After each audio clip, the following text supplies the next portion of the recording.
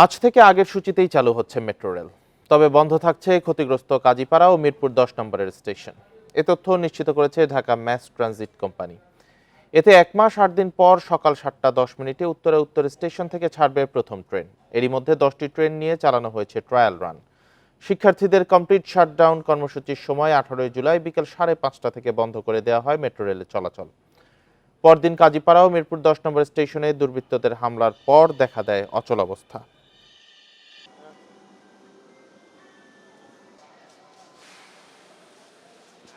Stand clear of the doors.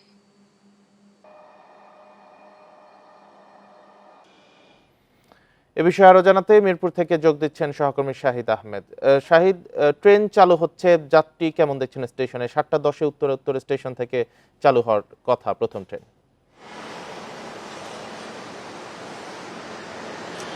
Rakib, প্রথমে জানিয়ে রাখি যে 37 দিন পর সে মানুষের যে স্বপ্নের বাহন মেট্রো রেল আজকে আবার পুনরায় চালু হচ্ছে। আমি এই মুহূর্তে রয়েছি মিরপুর 11 নম্বর স্টেশন সংলগ্ন, ঠিক স্টেশনের নিচে। আমি যদি একটু আস্তে আস্তে দেখাই আপনাদেরকে, অর্থাৎ যেহেতু একটি ঘটনার কারণে যে মেট্রো রেল বেশ কিছুদিন বন্ধ ছিল সরকার পরিবর্তনের সময় থেকে, এবং এরপরে কাজীপাড়া এবং শেওড়াপাড়া, কাজীপাড়া এবং মিরপুর 10 এই দুটি স্টেশনে হামলার কারণে কিন্তু ওই দুটি স্টেশনটা বন্ধ হয়, এবং এখনো কিন্তু সেই দুটি স্টেশন বন্ধ রয়েছে।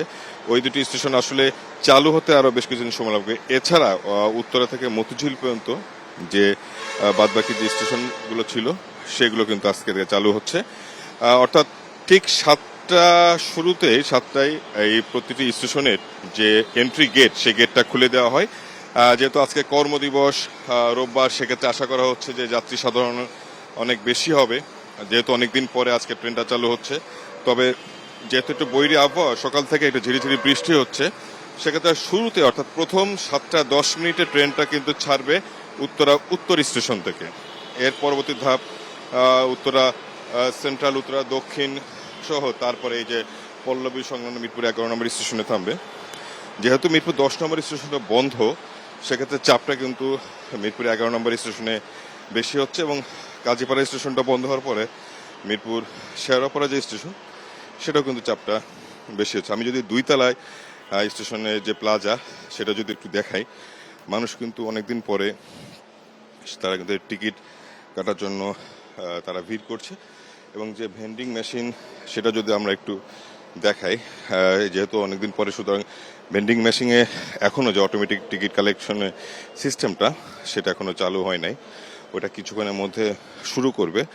ম্যানুয়ালি যে টিকিট কাটার সিস্টেম, সেটা কিন্তু চালু হয়েছে, মানুষ টিকিট কাটছে, এবং আশা করা যাচ্ছে 8টা বা 9টা থেকে যখন মানুষের কর্মঘণ্টা শুরু হবে, তখন এই চাপটা বা এই ভিড়টা আরো বেশি হবে। এখানে 3টি ভাগে কিন্তু ট্রেন যাতায়াত করছে। একটা হচ্ছে পিক আওয়ার, আরেকটা হচ্ছে অফ পিক আওয়ার, আরেকটা হচ্ছে স্পেশাল অফ পিক আওয়ার। অর্থাৎ পিক আওয়ারে 8 ঘন্টা পর পর, অফ পিক আওয়ারে 12 মিনিট পর পর। প্রথমে যদি পিক আওয়ারে 8 মিনিট, অফ পিক আওয়ারে 12 মিনিট, এবং স্পেশাল অফ পিক আওয়ারে 10 মিনিট অন্তর অন্তর ট্রেন দুই পাশ থেকে ছেড়ে যাবে। 7:10 উত্তরা উত্তর থেকে, এবং এটা অপর প্রান্তে যদি বলি মতিঝিল প্রান্তে, সেটা 9:40 ছেড়ে আসবে। এবং আরেকটি বিষয়, প্রথমে যে 7:10 এবং 7:20 এই দুটি সময়ে যে ট্রেনটা ছাড়বে, শুধুমাত্র এমআরটি পাস যারা, অর্থাৎ যারা স্থায়ী পাস নিবে তাদের জন্য। এরপর থেকে ট্রেনে যারা যাবে সিঙ্গেল জার্নি টিকিট তারা কাটবে। আর ঠিক একইভাবে 9:40 যখন মতিঝিল থেকে ট্রেনটা ছেড়ে আসবে সবশেষ ট্রিপটা, তখন অর্থাৎ 8:40 পর থেকে 8:50 পর থেকে কিন্তু সিঙ্গেল জার্নি টিকিটটা বন্ধ হয়ে যাবে। শুধুমাত্র যারা স্থায়ী পাস বা এমআরটি পাস, তারা কিন্তু এটা কাটতে পারবে। আমি যদি আরেকটু এখানে যে অটোমেটিক সিস্টেম রয়েছে টিকিট বিক্রয় মেশিন, যে ভেন্ডিং মেশিনটা, সেটা যদি একটু দেখাই, অর্থাৎ যেহেতু দীর্ঘদিন পরে, অর্থাৎ একটু 1 মাসের বেশি সময়, 37 দিন পরে শুরু হচ্ছে, সেক্ষেত্রে এখনো টিকিটের যে ভেন্ডিং মেশিন, অর্থাৎ সেটা কিন্তু অটোমেটিক টিকিট কালেকশন সিস্টেমটা সকাল থেকে এখনো শুরু হয় নাই। এখানে যেহেতু কারিগরি সমস্যা আমরা দেখতে পাচ্ছি, তাই এখানে যারা সংশ্লিষ্ট তারা বলছে যে যেহেতু অনেকদিন পরে চালু হলো, ওই অটোমেটিক টিকিট কাটার সিস্টেমটা কিছুক্ষণ পরে তারা চালু করতে পারবে। আর যে আশা করা যাচ্ছে, যেহেতু একটু দুর্যোগপূর্ণ আবহাওয়া, এবং একটু পরে অর্থাৎ 8টার পর থেকে অফিসগামী যারা আছে, তারা হচ্ছে এই ভিড় করার পরে এই জার্নির অর্থাৎ মেট্রো রেলের ভিড়টা আরো ভালোভাবে দৃশ্যমান হবে এবং যে যোগাযোগ উপদেষ্টা সকাল 10টা আগারগাঁও স্টেশনে আসবে এবং উনি আগারগাঁও থেকে সচিবালয় স্টেশনে যেয়ে তারপরে কিন্তু সাংবাদিকের সাথে মত বিনিময় করবে এই মেট্রো রেল সম্বন্ধে। যদি এক কথা আপনাকে বলা হয় 37 দিন পরে মেট্রো রেল চালু হওয়ার মানুষের মধ্যে উচ্ছ্বাস উদ্দীপনা বিরাজ করছে এবং ধীরে ধীরে ভিড়টা বাড়বে বলে সবাই আশা করছে। এই ছিল মেট্রো রেলের স্টেশন থেকে সবশেষ। মেট্রো রেল চালুর বিষয়ে মিরপুর থেকে জানাচ্ছিলেন সহকর্মী শাহিদ আহমেদ। বন্যার পানি নামার পর ক্ষয়ক্ষতি নিরূপণ করে সমন্বিত কাজ করার নির্দেশ দিয়েছেন প্রধান উপদেষ্টা। শনিবার বিকেলে রাষ্ট্রীয় অতিথি ভবন যমুনায় 44টি এনজিওর সঙ্গে বৈঠকে এমন নির্দেশ দেন ডক্টর মোহাম্মদ ইউনূস। বৈঠকে দাতা সংস্থা ও প্রবাসীদের মাধ্যমে তহবিল সংগ্রহ নিয়েও আলোচনা হয়েছে।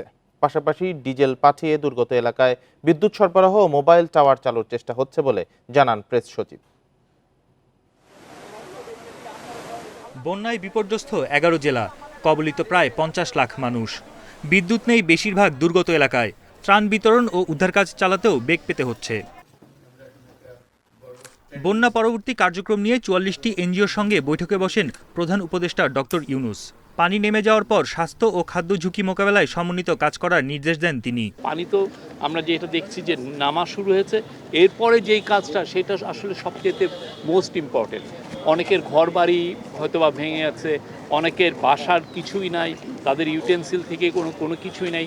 এই যে তাদেরকে বা এরপরে যেটা হয় যে ওয়াটারবোর্ন ডিজিজ হয়, হেলথ রিলেটেড সমস্যাগুলো উদ্ভূত হয়, সেইটা কিভাবে সমন্বিত উদ্যোগ নিয়ে ট্যাকেল করা যায়। বন্যায় সব মিলিয়ে 1000 কোটি টাকার ক্ষয়ক্ষতির ধারণা কয়েকটি এনজিওর। সে অনুযায়ী তহবিল জোগাড় করার পরিকল্পনা নেওয়া হয়েছে। অনেক প্রবাসী থাকেন, তাদের পরিবার ওই জায়গাগুলোতে থাকেন, কুমিল্লা বলেন, আপনার ফেনী বলেন। প্রবাসীদের মাধ্যমেও যদি কিছু ফান্ড রেজ করা যায় এবং প্রবাসীরা খুব দিতে আগ্রহী এবং সেই জায়গাতেও একটা চ্যানেল করার একটা সুযোগ আছে। তবে ডেফিনেটলি ইন্টারন্যাশনাল ফান্ড মোবিলাইজেশন আমাদের করতে হবে। কবলিত এলাকায় দ্রুত মোবাইল টাওয়ার ও বিদ্যুৎ সরবরাহ চালুর পদক্ষেপ নেওয়া হয়েছে। বন ইবনে কামাল, ইন্ডিপেন্ডেন্ট নিউজ, ঢাকা। বন্যার ক্ষয়ক্ষতি নিয়ে জানাতে খাগড়াছড়ি ও মৌলভীবাজার থেকে যুক্ত হয়েছেন সহকর্মীরা। শুরুতেই খাগড়াছড়ি থেকে জানাবেন সহকর্মী সমীর মল্লিক। সমীর, বন্যা পরিস্থিতির উন্নতির পূর্বাভাস দেওয়া হয়েছে, খাগড়াছড়ির কি অবস্থা দেখছেন? দেখুন, বন্যার পানি কিন্তু গত শুক্রবার থেকে নামতে শুরু করেছে। তবে গতকাল শনিবারও আমরা দেখেছি সবচেয়ে যে এলাকাটি প্লাবিত হয়েছে খাগড়াছড়ি মেরুং ইউনিয়নে, সেখানে কিন্তু এখনো পর্যন্ত বন্যার পানি পুরোপুরি নেমে গেছে সেটা কিন্তু বলার সুযোগ নেই। অর্থাৎ আমরা গতকালকে যে দৃশ্যটা দেখেছি যে মেরুং এর মেরুং ইউনিয়ন পরিষদের বাজারের আশপাশে যে এলাকাগুলো রয়েছে সেখানে কিন্তু এখন পর্যন্ত পুরো এলাকাটি মূলত ফসলের জমি। সেখানে পুরো এলাকাটি এখনো পর্যন্ত পানি এবং কাদার নিচে, বিশেষ করে ফসলের মাঠগুলো। আমি যদি আপনাকে দিঘিনালা যে মাইনি বেল্টে রয়েছে, এখানে 5টা ইউনিয়নে কিন্তু প্লাবিত হয়েছে: বাবুছড়া, দিঘিনালা, কবাখালী, বোয়ালখালী এবং মেরুং ইউনিয়ন। তবে এখনো পর্যন্ত সবচেয়ে বেশি প্লাবিত মেরুং ইউনিয়নে। সেখানে আমরা দেখেছি আসলে বন্যার ক্ষয়ক্ষতি সবচেয়ে বেশি হয়েছে কৃষি ক্ষেত্রে। এখানে কৃষি বিভাগ থেকে একটা ক্ষতি নিরূপণ করা হচ্ছে। সেখান থেকে বলা হচ্ছে প্রায় 865 হেক্টরের মধ্যে আমন ধানের বীজতলা এবং একই সাথে নতুন যে চারা রোপণ করেছে সেটা কিন্তু ক্ষতিগ্রস্ত হয়েছে। এতে প্রায় 1323 জন কৃষক আমন চাষে ক্ষতিগ্রস্ত হয়েছে। একই সাথে 300 হেক্টর জমি আউশ এবং 123 হেক্টরের মতো সবজির ক্ষেত সেটা কিন্তু নষ্ট হয়েছে। সব মিলিয়ে কৃষি বিভাগ থেকে যে ক্ষতি নিরূপণ করা হয়েছে প্রায় 2300 কৃষক কিন্তু ইতিমধ্যে শুধুমাত্র দিঘিনালাতে ক্ষয়ক্ষতির শিকার হয়েছে। অন্যান্য যে এলাকাগুলোতে রয়েছে সেখানে আসলে গ্রামীণ যে সড়কের সেটা একটা বড় ধরনের ক্ষতি হয়েছে। খাগড়াছড়ির মহালছড়ি যে উপজেলাটি রয়েছে সেখানে একটি ইউনিয়ন, মুবাচর ইউনিয়নটি কিন্তু একেবারেই উপজেলা সদর থেকে বিচ্ছিন্ন হয়ে গেছে। মুবাচর ইউনিয়নে যাওয়ার যে গ্রামীণ যে রাস্তা রয়েছে সেটা কিন্তু গত বৃহস্পতিবারে যে ঢল নেমেছিল চেঙ্গি নদীর ঢলে পুরো রাস্তা কিন্তু অস্তিত্ব বিলীন হয়ে গেছে।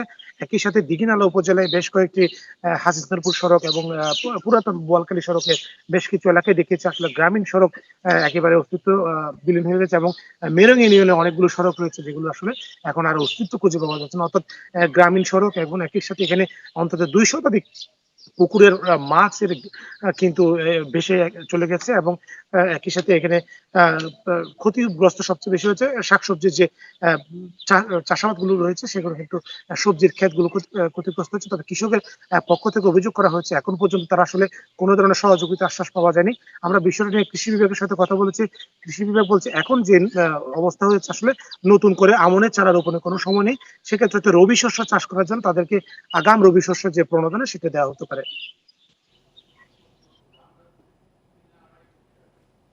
সমীর মল্লিক সাথেই থাকবেন। এবার মৌলভীবাজার থেকে জানাবেন সহকর্মী তুহিনুর রশিদ।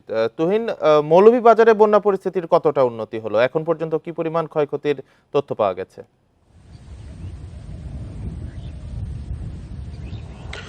মৌলভীবাজারে আসছে যে আকস্মিক বন্যার সৃষ্টি হয়েছিল, সেই বন্যার আমরা দেখছি যে উন্নতির দিকেই যাচ্ছে। তবে যে বিষয়টি হচ্ছে, একদিকে উন্নতি হলেও অন্যদিকে কিন্তু আবার অবনতি হচ্ছে। অবনতিটা হচ্ছে মূলত হাওড় অঞ্চলে।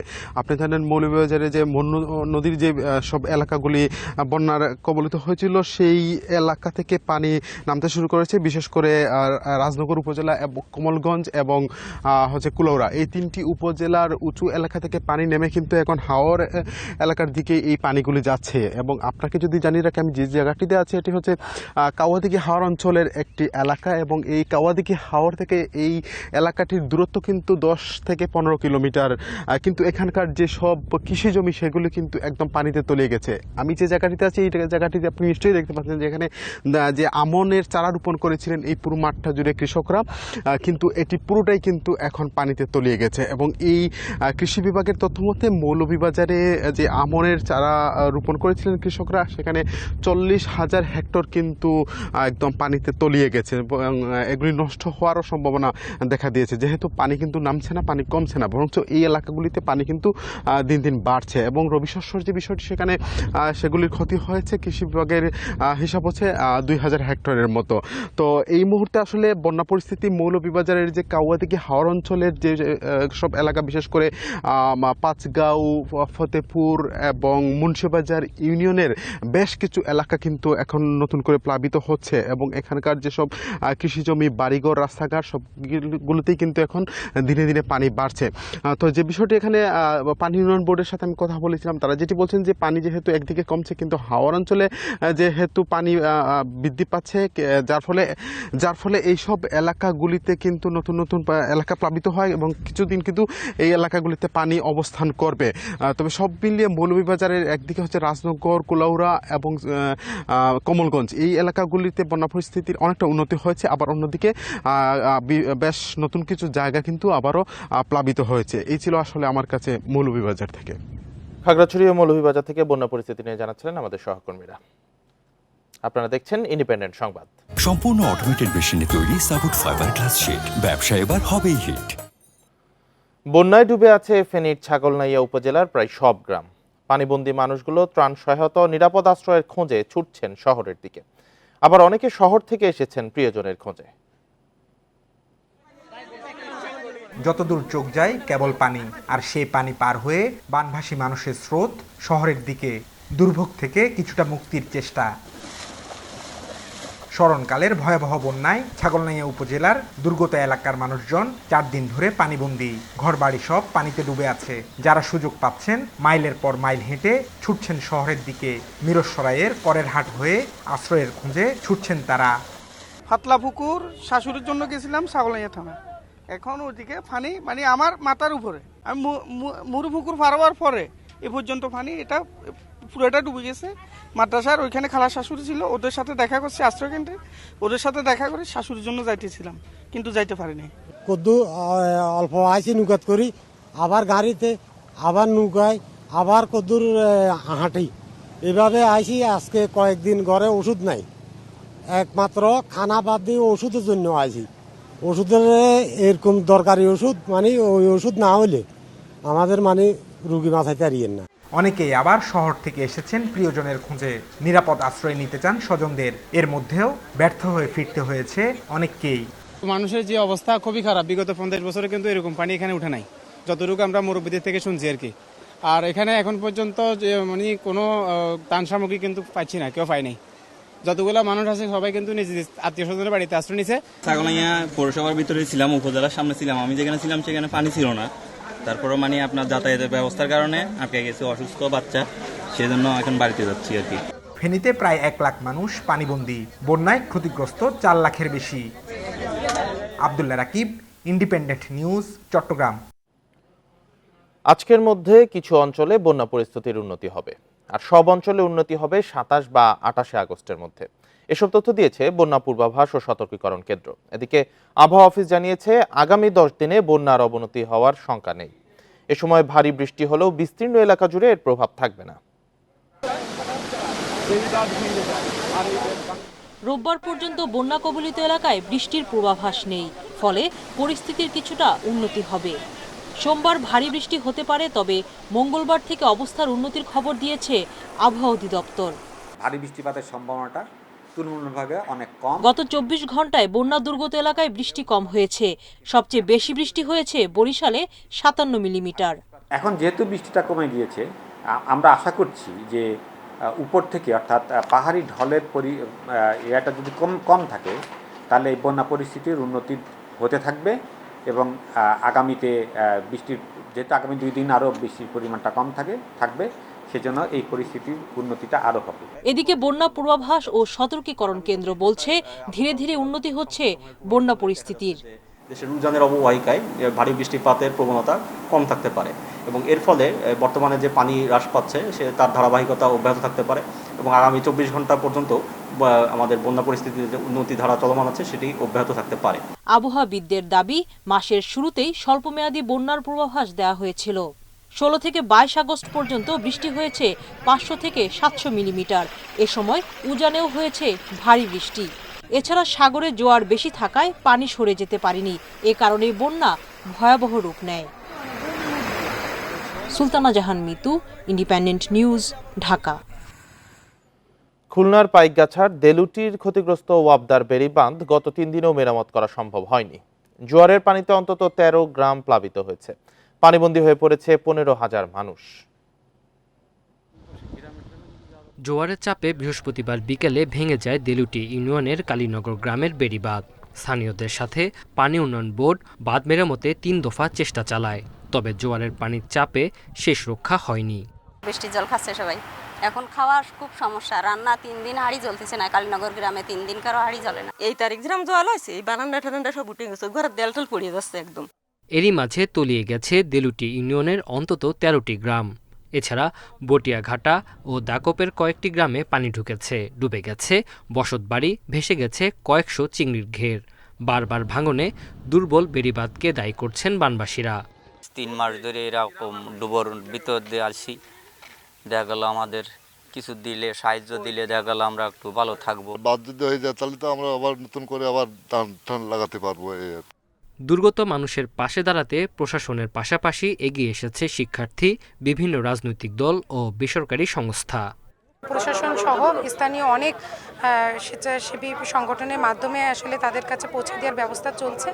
আর পানি উন্নয়ন বোর্ড সহ এখানে যারা স্থানীয় জনগণ, পার্শ্ববর্তী এরিয়ার অনেক জনগণ স্বেচ্ছাশ্রমের মাধ্যমে আসলে এই বাঁধটা পুনর্নির্মাণের কার্যক্রম আমরা চলমান আছে। এর আগে গত মে মাসে ঘূর্ণিঝড় রেমালে একই ইউনিয়নের বেড়িবাঁধ ভেঙে ব্যাপক ক্ষয়ক্ষতি হয়েছিল। Independent news. স্মরণকালের ভয়াবহ বন্যায় দিশেহারা দেশের দক্ষিণ পূর্বাঞ্চলের মানুষ। ত্রাণ বিতরণ শুরু হলেও দুর্গম এলাকায় পৌঁছানো যাচ্ছে না। মোবাইল নেটওয়ার্ক বন্ধ থাকায় যোগাযোগও বন্ধ। এই অবস্থায় আকাশ থেকে হেলিকপ্টার ড্রপিং এর মাধ্যমে দুর্গম এলাকায় ত্রাণ বিতরণ শুরু করেছে বিমান বাহিনী। আকাশ থেকে পাখির চোখে তাকালে যতদূর চোখ যায় খালি পানি আর পানি। চট্টগ্রামের মিরসরাই থেকে শুরু করে ফেনী ও কুমিল্লার বাড়িঘরগুলো বেশিরভাগই ডুবে আছে। গেল 4 দিন ধরে বানফাসীদের আশ্রয় বাড়ির চাল বা ছাদ। বেশিরভাগ এলাকাতে রাস্তাঘাট এখনো 10 থেকে 15 ফুট পানির নিচে। এই অবস্থায় দুর্গত এলাকায় হেলিকপ্টারের মাধ্যমে ত্রাণ কার্যক্রম শুরু করেছে বিমান বাহিনী। সেখানে কোনো ল্যান্ডিংয়ের জায়গা নাই, বাট আমরা মনে করছি যে আগামী কিছুদিনের মধ্যে আমরা ওখানে ল্যান্ড করতে পারবো এবং প্রশাসনের সহায়তায় সেখানে আমরা রান্না করা খাবার, শুকনো খাবার এবং বেবি ফুড এবং অন্যান্য প্রয়োজনীয় জিনিসপত্র নিয়ে যেয়ে তাদের কাছে বুঝিয়ে দিব। এসব এলাকায় দুর্গত মানুষের কাছে স্বেচ্ছাসেবী সংগঠন বা প্রশাসনের ত্রাণ পৌঁছানো এখন দুঃসাধ্য। স্মরণকালের ভয়াবহ বন্যায় ভাসছে দেশের দক্ষিণ পূর্বাঞ্চল। এতটা বন্যার পানি বেড়েছে যে সেখানে ত্রাণ কার্যক্রম পরিচালনা করাটাও একটা কঠিন চ্যালেঞ্জ। এই প্রেক্ষাপটে আকাশ থেকে এই ত্রাণ কার্যক্রম পরিচালনা করছে বাংলাদেশ বিমান বাহিনী। বিমান বাহিনীর চট্টগ্রামের জহুরুল হক ঘাঁটি এরই মধ্যে ত্রাণ বিতরণ ও উদ্ধার কাজে 2টি হেলিকপ্টার ও একটি পরিবহন বিমান ব্যবহার করছে। 2 দিনে প্রায় 1750 কেজি ত্রাণ আকাশ থেকে দুর্গত বাড়িঘরে দেয়া হয়। যে পরিমাণ নিয়ে যাওয়া উচিত আমাদের সেই পরিমাণটা নিয়ে একটা সুষ্ঠুভাবে এটাকে ডিস্ট্রিবিউট করতে পারছি না। একটা বড় অংশ এটা নষ্ট হয়ে যাচ্ছে, বাট এটা ছাড়া আমাদের এখন কোনো উপায় নেই আসলে। ত্রাণ বিতরণের বাইরে ইউএভি ড্রোন দিয়ে দুর্গত এলাকার জরিপ করা হচ্ছে। পানি নেমে গেলে এই জরিপ অনুসারে ঔষধ ও খাবার পৌঁছানোর আলাদা পরিকল্পনাও প্রস্তুত হচ্ছে। অনুপম শীল, ইন্ডিপেন্ডেন্ট নিউজ, চট্টগ্রাম। ঈদ সালামির জমানো টাকাও বন্যার্তদের জন্য দিয়ে দিচ্ছে শিশু। শনিবার এমনই চিত্র দেখা গেছে বৈষম্য বিরোধী আন্দোলনের ত্রাণ সংগ্রহ কার্যক্রমে। ট্রাক, ব্যক্তিগত গাড়ি, অটোরিকশা কিংবা পায়ে হেঁটে যে যেভাবে পারছেন ত্রাণ নিয়ে আসছেন ঢাকা বিশ্ববিদ্যালয়ের টিএসসিতে। 2 দিনে 2.5 কোটি টাকা সংগ্রহ করেছে বৈষম্য বিরোধী ছাত্র আন্দোলন। ঈদে স্বজনদের কাছ থেকে পাওয়া সালামির টাকা জমিয়েছিল ছোট্ট সাইফান আর সাফওয়ান। সে টাকাই বন্যা কবলিত মানুষদের জন্য দান করেছে 2 ভাই বোন। এজন্য শনিবার বাবা মায়ের সঙ্গে ঢাকা বিশ্ববিদ্যালয়ের টিএসসিতে আসে তারা। আমাদের দেশের একটা দুর্যোগপূর্ণ অবস্থা চলছে, আমরা কিছু সাহায্য করতে পারি কিনা। তখন ওরা নিজেরাই বললো যে আমাদের কাছে যে টাকা আছে ওটা দেই আমরা, তো ওদেরকে জন্য সাথে করে নিয়ে আসলাম। আমি আমার এই ছেলে মেয়ে ওদের ঈদ সালামির টাকা নিয়ে আসতে দেওয়ার জন্য, তো খুব ভালো লাগতেছে। বৈষম্য বিরোধী ছাত্র আন্দোলনের ত্রাণ সংগ্রহ কার্যক্রম চলছে বৃহস্পতিবার থেকে। শনিবারও টিএসসি এলাকায় বিপুল মানুষ ভিড় করেন। সকাল থেকেই এই চিত্র দেখা যায়। কিছুক্ষণ পর পর ব্যক্তিগত গাড়ি কিংবা ট্রাকে ত্রাণ সামগ্রী নিয়ে আসেন অনেকে, আর তা নামানোর ব্যস্ততা শুরু হয় শিক্ষার্থীদের। কেউ আবার পায়ে হেঁটে কিংবা রিক্সা, অটোরিকশায়ও সামগ্রী নিয়ে আসেন। আমি মানিকগঞ্জ থেকে আসছি, মোটরসাইকেলে আসছি, আমার 2টা বাচ্চা ওরা স্কুলে পড়ে, ওইখান থেকে আমি নিয়ে আসছি দেখানোর জন্য যে কিভাবে মানুষের পাশে দাঁড়াইতে হয়। এখানে কোনো ধর্ম, বর্ণ, কোনো ভেদাভেদ নাই। সব ভেদাভেদ বাঙালি দূর করে একসাথে জমায়েত হয়ে যারা বিপদে পড়ছে তাদের পাশে দাঁড়িয়েছে। মূলত ওই সংগঠনের টাকাটা ছিল গরিব দুস্থ মানুষের জন্য। সেটা এই বন্যা কবলিত সময়ে আমরা মনে করেছি যে না, এটা বন্যা কবলিত মানুষের জন্য দেওয়া উচিত। এজন্য আমরা সবাই মিলে এখানে দান করে দিয়েছি। শিক্ষার্থীদের সহযোগিতা করতে ছুটে এসেছেন চলচ্চিত্র জগতের তারকারাও। আমি জাতির কাছে এবং যারা কিনা আমাদেরকে একটু পছন্দ করেন কিংবা আমাদেরকে ভালোবাসেন তাদের উদ্দেশ্যে বলছি যে যে যতটুকু পারেন, সেটা 2 টাকা হোক, 200 টাকা হোক, 2 লাখ টাকা হোক, যত টাকা পারেন আপনারা সবাই ত্রাণ তহবিলে দিতে থাকেন। আসার কারণ হচ্ছে এখানে ভলান্টিয়ারদেরকে হেল্প করা। আমরা জানতে পেরেছি যে এখানে আইটেমসগুলো সর্ট আউটে প্রচুর ভলান্টিয়ার লাগছে, আমরা এখানে হেল্প করতেই এসেছি। ত্রাণ সামগ্রী প্যাকেট করা যেন আরেক যুদ্ধ, এতে ব্যস্ত থাকছেন অনেক শিক্ষার্থী। এরপরই ধাপে ধাপে এসব সামগ্রী ট্রাকে করে পাঠানো হচ্ছে দুর্গত এলাকায়। Adilur Rahman, independent news, Dhaka. বন্যার্তদের জন্য ত্রাণের টাকা তোলা নিয়ে দ্বন্দ্বে মোহাম্মদ হাফিজ নামে এক শিক্ষার্থীকে হত্যা করেছে প্রতিপক্ষের লোকজন। শনিবার সন্ধ্যায় রাজধানীর পশ্চিম রামপুরার ওয়াবদা রোডে এই ঘটনা ঘটে। নিহত হাফিজ রাজধানীর সিদ্ধেশ্বরী কলেজ থেকে চলতি বছর এইচএসসি পরীক্ষায় অংশ নিয়েছিলেন। তিনি পশ্চিম রামপুরার বাসিন্দা। নিহতের বন্ধু নাইম জানান, বন্যা দুর্গতদের সাহায্যের জন্য ত্রাণের টাকা তোলাকে কেন্দ্র করে স্থানীয় আরেকটি গ্রুপের সদস্যদের সঙ্গে তাদের কথা কাটাকাটি হয়। পরে হাফিজকে 15 থেকে 20 জনের একটি দল ধারালো অস্ত্র দিয়ে এলো পাতারি কুপিয়ে জখম করে। তাকে উদ্ধার করে ঢাকা মেডিকেলে নিয়ে গেলে চিকিৎসক মৃত ঘোষণা করেন। মরদেহ ঢাকা মেডিকেলের জরুরি বিভাগের মর্গে রাখা হয়েছে।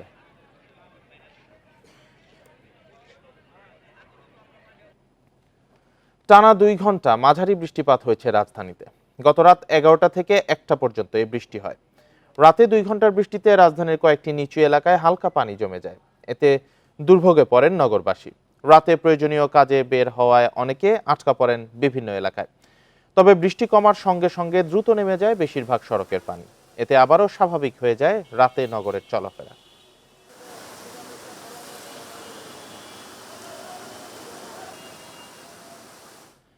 সিলেটে আদালতে নেয়ার সময় হামলায় আহত হয়েছেন অবসরপ্রাপ্ত বিচারপতি মানিক। শনিবার রাতে তাকে ওসমানী মেডিকেলে ভর্তি করা হয়। বিষয়টি নিশ্চিত করেছেন সিলেট কারাগারের ডিআইজি সগির মিয়া। তিনি বলেন, শনিবার বিকেলে অবসরপ্রাপ্ত বিচারপতি মানিককে আদালতে হাজির করার সময় উত্তেজিত জনতা হামলা করে। আইনশৃঙ্খলা বাহিনী বাধা দিলেও কাজ হয়নি, এতে আহত হন মানিক। কঠোর নিরাপত্তায় পরে তাকে আদালতে নিয়ে যায় পুলিশ। এ সময় বিচারক তাকে কারাগারে পাঠানোর নির্দেশ দেন। সন্ধ্যায় কারা কর্তৃপক্ষ মানিকের স্বাস্থ্য পরীক্ষা করে। এ সময় আহত হওয়ার বিষয়টি নজরে আসে তাদের। পরে ওসমানী মেডিকেলে অস্ত্রোপচার করা হয় বিচারপতি মানিকের।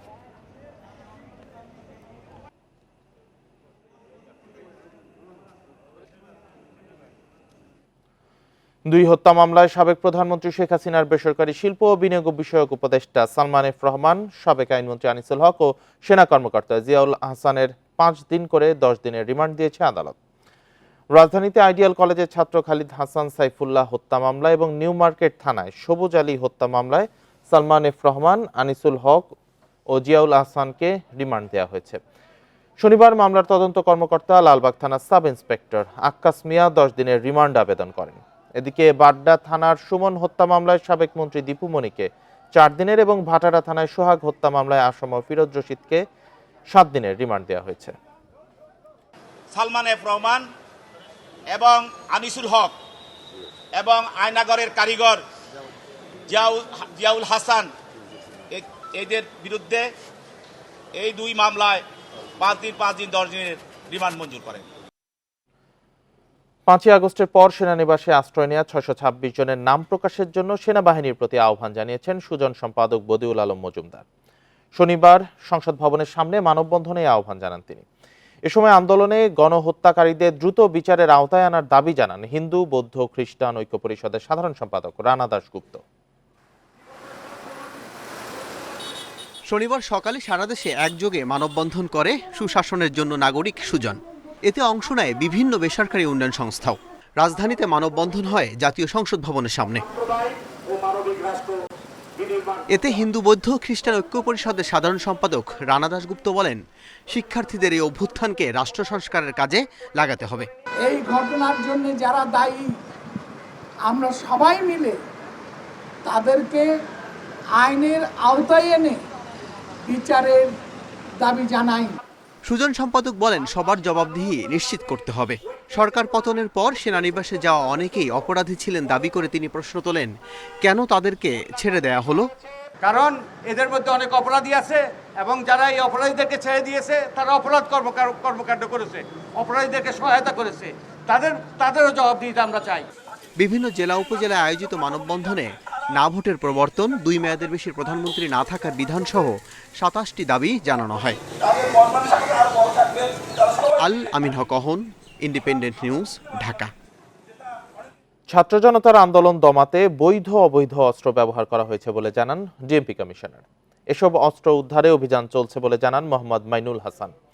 বলেন, কিছু অপেশাদার ও উচ্চাভিলাষী সদস্য পুলিশ বাহিনীকে জনগণের বিরুদ্ধে দাঁড় করিয়েছে। শনিবার সকালে সংবাদ সম্মেলনে এসব কথা বলেন ডিএমপি কমিশনার। এক প্রশ্নের জবাবে তিনি বলেন, বিতর্কিত পুলিশ কর্মকর্তা হারুনুর রশিদ, মনিরুল ইসলাম সহ অন্যদের অবস্থান এখনো শনাক্ত করা যায়নি। 5 আগস্ট আওয়ামী লীগ সরকার পতনের পর একে একে গ্রেপ্তার হচ্ছেন বিভিন্ন গুরুত্বপূর্ণ ব্যক্তি। বিগত সরকারের মন্ত্রী, এমপি থেকে শুরু করে এ তালিকায় আছে প্রভাবশালী সদ্য অবসরে যাওয়া সেনা কর্মকর্তারাও। দায়িত্ব গ্রহণের পর প্রথম সংবাদ সম্মেলনে শনিবার ডিএমপি মিডিয়া সেন্টারে সাংবাদিকদের সঙ্গে এসব বিষয়ে কথা বলেন ডিএমপি কমিশনার। আওয়ামী লীগ সরকারের গুরুত্বপূর্ণ ব্যক্তিদের গ্রেপ্তার, ক্রিকেট তারকা সাকিব আল হাসানের মামলাসহ নানা বিষয়ে জানালেন তিনি। তারা হয়তো এই অপরাধকে সংগঠনে সহযোগিতা করেছেন বিভিন্নভাবে, এবং আপনারা জানেন এগুলো। অনেকে আপনার অর্থ দিয়ে সাহায্য করেছেন, অনেকে পরামর্শ দিয়েছেন, অনেকে আপনার যে মিডিয়াতে উস্কানিমূলক বক্তব্য দিয়েছেন।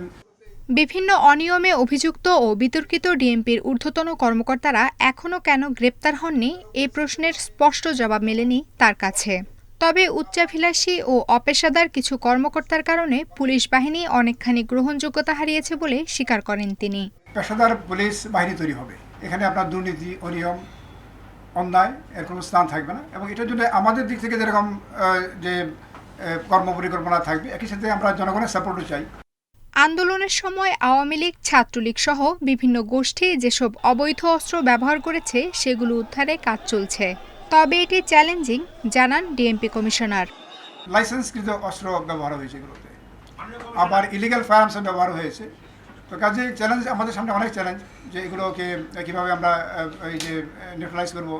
বৈষম্য বিরোধী ছাত্র আন্দোলনের সময় ডিএমপির 50টি থানার মধ্যে 22টিতে অগ্নিসংযোগ করা হয়। অনেক পুলিশ আহত, নিহত হন। এ কারণে এখনও অনেক সদস্য আতঙ্কে আছেন, জানান তিনি। আফসানা আফরোজ জুই, ইন্ডিপেন্ডেন্ট নিউজ, ঢাকা। বৈষম্য বিরোধী ছাত্র আন্দোলনে আহত হয়ে 1 মাসেরও বেশি সময় রাজধানীর সরকারি 3 হাসপাতালে এখনও চিকিৎসাধীন 275 জন।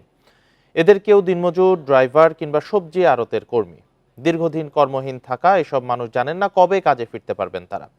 উপার্জন বন্ধ থাকায় বিপাকে পড়েছে দরিদ্র পরিবারের অন্য সদস্যরাও। আগারগাঁওয়ের জাতীয় চক্ষুবিজ্ঞান ইনস্টিটিউটে 1 মাস ধরে ভর্তি কাভার্ড ভ্যান চালক নূর করিম। একটি নিট কম্পোজিট কারখানার কর্মী নূর করিম 19 জুলাই সাভার বাসস্ট্যান্ডের সামনে গুলিবিদ্ধ হন। আবার কবে কাজে ফিরতে পারবেন জানা নেই তার। একটা চোখ গেছে, এনে অবস্থায় তো ড্রাইভিং করা ক্রিটিক্যাল। ডাক্তার এইভাবে বলেও না যে আমি ড্রাইভিং করে খেতে পারবো বা আমি ভবিষ্যতে কি করব। একই হাসপাতালের বিছানায় কাটাচ্ছেন খুলনার দিনমজুর আব্দুস সাত্তার ও মিরপুরের সবজির আড়ত কর্মী শরীফ। 8 জন মানুষ সংসারে,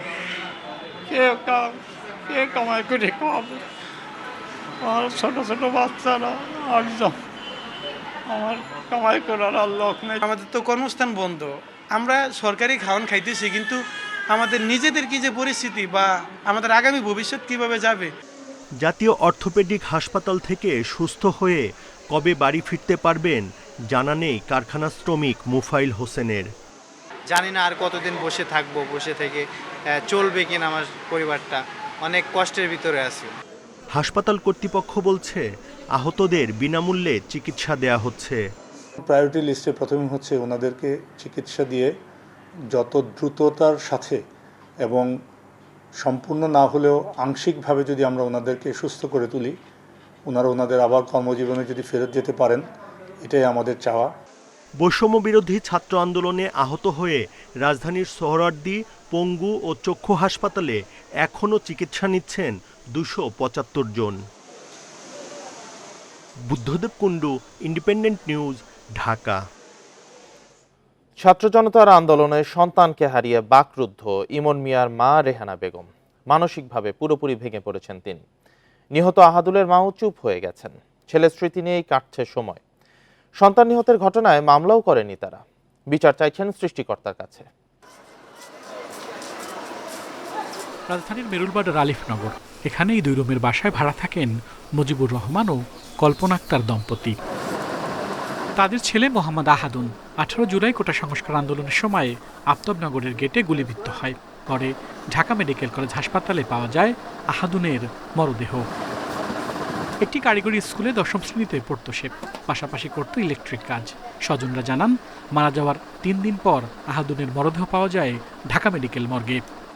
ওই যে মেরুল বাসের আড়তটা আছে না, বাসের আড়ত গাইলে তারুণটা জিগাইতেছি, ওইখানে 9টার সময় হয়েছে, গোলাগুলি করছে, কারেন্ট বন্ধ করিয়া উঠাতে হেলিকপ্টার দিয়ে পানি মারছে, এই গরম পানি, আর বিজিবি আর পুলিশে ইঞ্জিনিয়ারের মতো গেছি গেলার মধ্যে বিদায়। আর কি কেউ আমরা আমার ইতিহাস অন্তত স্মৃতি নেই, বাচ্চা আছি। ছোট ছেলে ইমনকে হারিয়ে বাকরুদ্ধ মা রেহানা বেগম। একটু পরপরই মোবাইলে দেখেন ইমনের ছবি।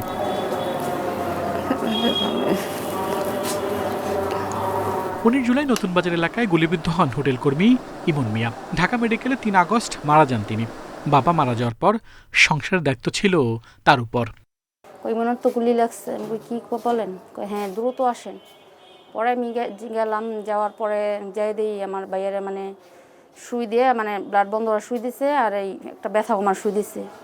বৈষম্য বিরোধী ছাত্র আন্দোলনকে ঘিরে এখন পর্যন্ত কমপক্ষে 758 জন নিহত হয়েছেন। আল আমিন হোসেন, ইন্ডিপেন্ডেন্ট নিউজ, ঢাকা। ক্ষমতায় থাকতে ভিন্নমত দমনের জন্য ফোনে আড়ি পেতে গোপনীয়তার অধিকার লঙ্ঘন করেছে শেখ হাসিনা সরকার। আড়ি পাতার জন্য হাজার কোটি টাকায় প্রযুক্তি কিনেছে তারা। আটক ব্যক্তিদের উপর চালায় দুঃসহ অত্যাচার। বেঁচে ফেরেননি অনেকে। সাইবার সিকিউরিটি অ্যাক্ট এবং এনটিএমসি, ডিজিএফআই, র্যাবের বিলুপ্তির দাবিও জানান সচেতন নাগরিকরা। শেখ হাসিনা সরকারের সময় বারবার সমালোচনার মুখে পড়েছে ডিজিটাল নিরাপত্তা আইন, যা পরে হয় সাইবার নিরাপত্তা আইন। এ আইন নিয়ে ভিন্নমত দমন করার অভিযোগ ছিল। এছাড়া বিভিন্ন সময় রাজনীতিবিদ, বুদ্ধিজীবী, অ্যাক্টিভিস্ট, সাংবাদিক সহ নানা শ্রেণী পেশার মানুষের ফোনে আড়ি পাতত গত সরকার। সরকার পতনের পর এসব অনিয়মের ভয়াবহ তথ্য তুলে ধরেন নির্যাতিতরা। এই 24 ঘন্টা ঘুমের মধ্যে 7 ঘন্টা আমার হাতে হ্যান্ডকাফ এবং 3 লেয়ারের কাপড় পেঁচায় আমাকে আসলে 7 ঘন্টা জিজ্ঞাসাবাদ করা হয়। রাজধানীর কারণ বাজারে সেমিনারে এ নিয়ে কথা বলেন নানা পেশার মানুষ। এই সংস্থাগুলো যে আড়ি পাতার কাজগুলো করেছে সেটা নিয়ে শ্বেতপত্র প্রকাশ করা দরকার।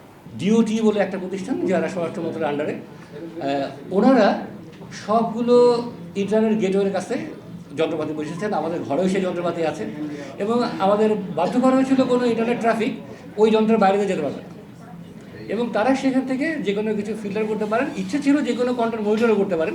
এই টেকনোলজিগুলো যারা আমাদের প্রোভাইড করেছে, এই প্রোভাইডারদের মধ্যে বেশ কয়েকজনকে ইতিমধ্যে যুক্তরাষ্ট্র সহ বেশ কিছু সংস্থা ব্যান করে দিয়েছে, কারণ এগুলো এতটাই ইন্ট্রুসিভ যে এগুলা আপনার মোবাইল ফোনে বাগ হিসেবে ঢুকে আপনার ব্যক্তিগত সকল তথ্য হাতিয়ে নিতে পারে। অন্তর্বর্তী সরকারের কাছে তাদের দাবি, জবাবদিহির আওতায় আনতে হবে বিটিআরসি, এনটিএমসি সহ সব গোয়েন্দা সংস্থাকে। রাষ্ট্র নিরাপত্তার জন্য গোয়েন্দা সংস্থার তথ্য সংগ্রহের প্রয়োজন আছে।